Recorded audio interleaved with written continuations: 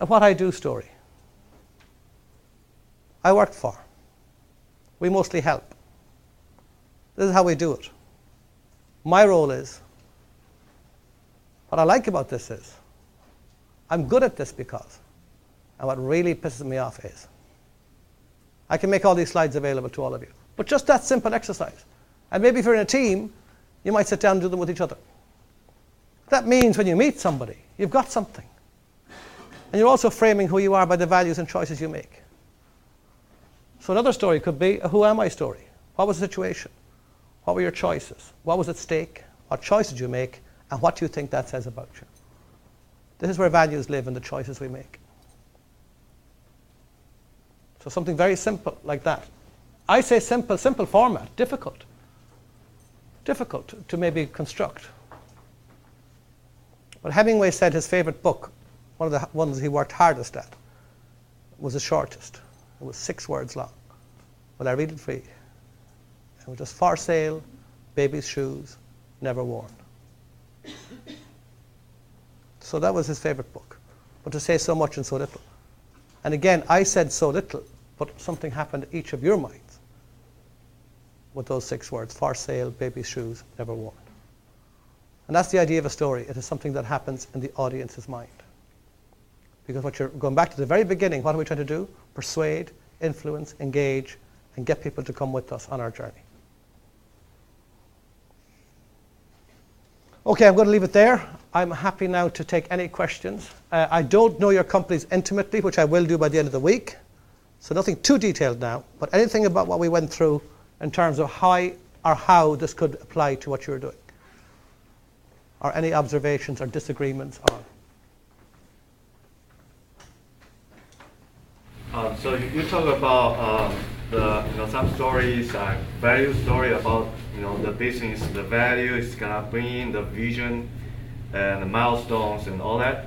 So which one do you think the most important to tell?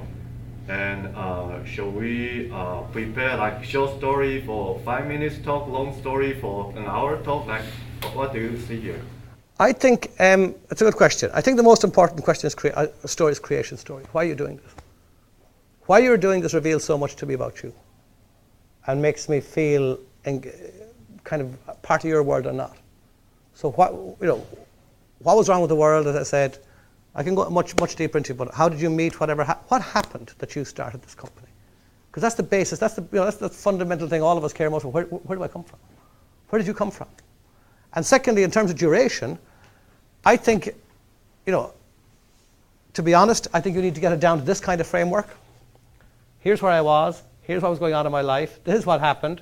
This is what I decided to do about it. And here's the product I'm on. Get it down to that wire framework. Because you might just be talking to somebody at a pitch meeting. You might be talking to somebody networking. But also, leave yourself space to flesh that out a little in case you're sitting on an audience, or you're giving a presentation, or you're giving a talk. Like that story I talked, the creation story of my startup. I was with a friend for a pint. We met in Australia. We bought him a pint. He was so wowed that we loved the experience and decided to set up a company giving the same thing to everybody. I can tell that in 30 seconds, or I can tell that in 2 minutes, in an hour. I think I'd be indulging. I'd be. But the creation story. The other one is very important. The value story. Value stories are really, really important. Why did you choose this material over another material? Why did you choose Highway 1 at that time? Why did you choose not to? Why did you choose to? Those things, and always present them as, this is why I give this one. What were your choices? I could have either, or. And this is why in movies, we put the baby over here and the $1 million over here. What's he going to do? Take the $1 million and save the baby. That will reveal character by decisions. Not by my words, will you know, but by my deeds, by my choices, by my actions. And this is really, really important. You look at websites all over the place. They all say our values are this, this, and this, and this. I don't care what your values are, really. I care how you behave. I care how you behave. And this is a huge part of leadership. Are you living your values? Or do you just have them as a nice thing, like a ringlet you wear around yourselves and, hey, look at us, we've got values. But sure, if your behavior doesn't match up with your values, then you're being inauthentic. And when it comes to that kind of deeper relationship you need to have with investors, you have to have with partners or whatever, You better be authentic, because I promise you it will show somewhere in the process. Nobody gets away with anything too long. You might get away for first 2 stages, and then things begin to reveal. Cracks begin to reveal. Going back to my earlier thing, logos, pathos, ethos. Who are you? I love your story. I love your passion you have for it, but who are you? And you reveal that to me by how you behave.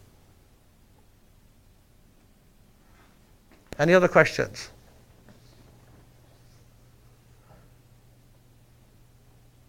No?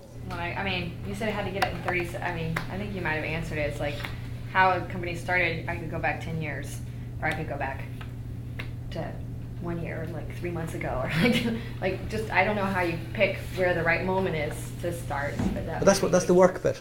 That's the work bit. That's why I'm saying half an hour a week. I want you to put aside half an hour a week, and the other thing is I want you to test it on a colleague. Because the story happens in the mind of the listener, not necessarily in the teller. So you pick somebody that you practice with. I don't know if you have a partner or not here or not, but pick somebody and test it out. Pick your class the next time. Test it out. Does that work? And they'll get feedback. And you hone your... How do stories get honed? By feedback. Why does this pattern exist? Because thousands of years of telling this is the best way we came up with. But there was a character, there was a conflict, something happened, and here you are. Many times. Okay, right. You might have 3 or 4. You might have 3 or 4, but you'll suddenly know by hearing what's actually engaging people. What works? And I guess Alison already kind of asked this, but I mean, different stories for different audience. Absolutely. I mean, it's all about audience. It's all about audience. The only reason you're telling a story is not to like the sound of your own voice. Do you think I talk about startups when I'm telling food people about storytelling? Relevance. Like, be interesting, be relevant, be memorable, and be understandable. If you're those 4 things, you're doing good. Interesting, memorable, understandable, and relevant.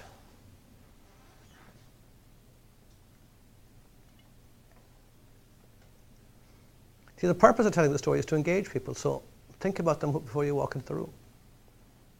Everybody in that room was thinking one thing, exactly what you're thinking now, as I'm speaking. What's in it for me? You're all translating everything I'm saying into what's relevant to you and your company. That's what everybody's doing when you're talking. What's in it for me? And you better remember that, because the second you forget that, you're talking away and they're checking their emails, they're wondering what time's he going to shut up at. So, do you think you might actually take some of this and do it?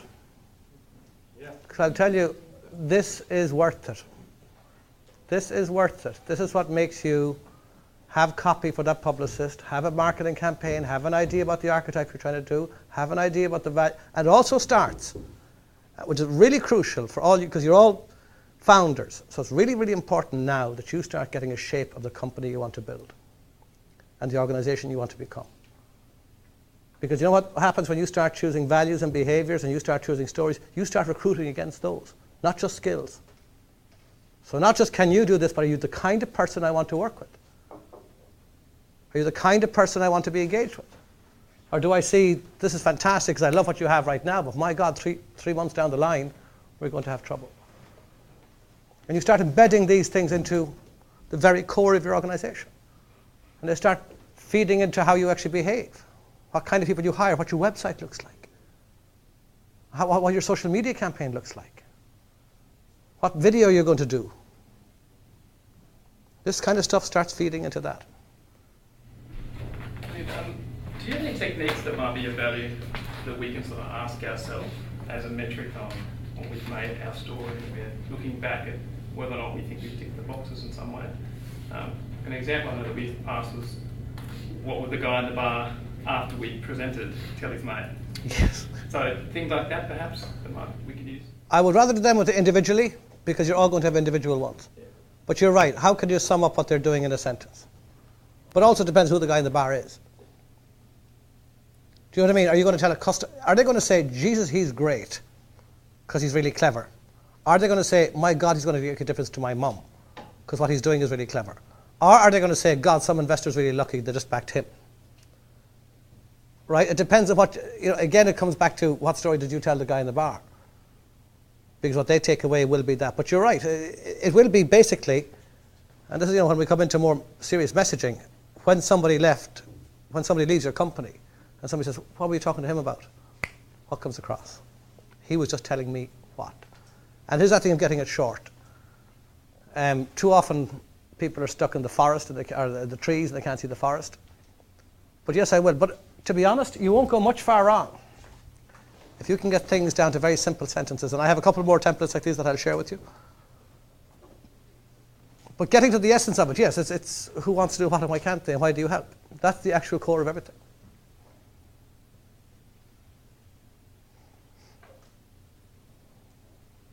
Do you prefer that we as a team have like a founding story that we're really pushing on, like how this was created, or would it be better to have like a product story?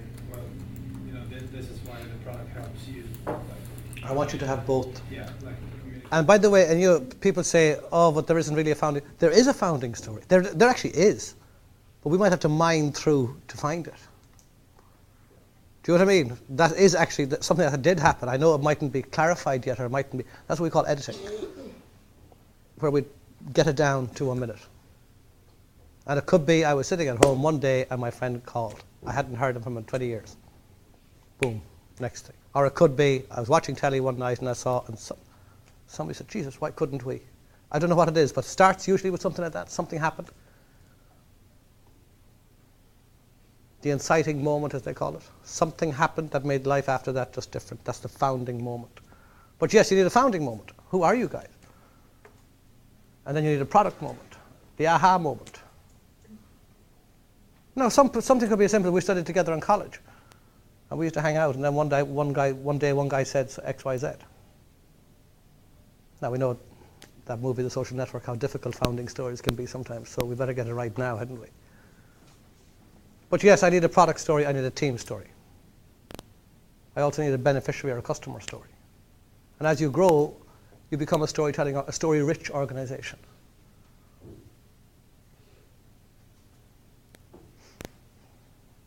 Anything else? So what we'll be doing during the week is looking at, I'm happy to talk to anybody anytime about this. And I think I have meetings with most of you. But of course, we're going to be focusing on our pitch. And that's going to have an awful lot of this in it. Not all of it, but the bits that you think are important. And we know that our pitch is mostly to investors. But at the same time, you'll be having parallel pitches with maybe video companies or maybe fundraisers or maybe different types of stories. But what we're giving you here is really the components of a story. And I am asking all of you to devote at least half an hour a week to getting this right. Because suddenly then when your website or whatever you're doing next, you have stuff, you have content. And you might feed it into the video. You might feed it into a TV show. I don't know, but it's good to have content. Also, something I'll say to you is, ask yourselves all the difficult questions now. Ask yourselves all the difficult questions now, because you don't want to be somewhere when somebody asks you a difficult question, like something that everybody else knows, but it's the elephant in the room, we don't speak about it. Ask yourself that question now, so that it's not such a stranger to you when it appears, which it inevitably will. Shine a lantern on your troubles today, so they're a lot less bothersome when they appear up. This is something really crucial, especially for media and press. If there's anything at all in your closets, anything at all, be sure that you have some way of dealing with it, or expressing it, or accepting it, or incorporating it. Because no comment is not an answer. Okay, I'm looking forward to working with all of you. And as I said, I'm around all week, anything I can do. And also I have an email which we'll make available, or I'm sure Soraya has given it to you. And anything I can do, either writing or in person or by phone or present, let me know. Okay? Thank you.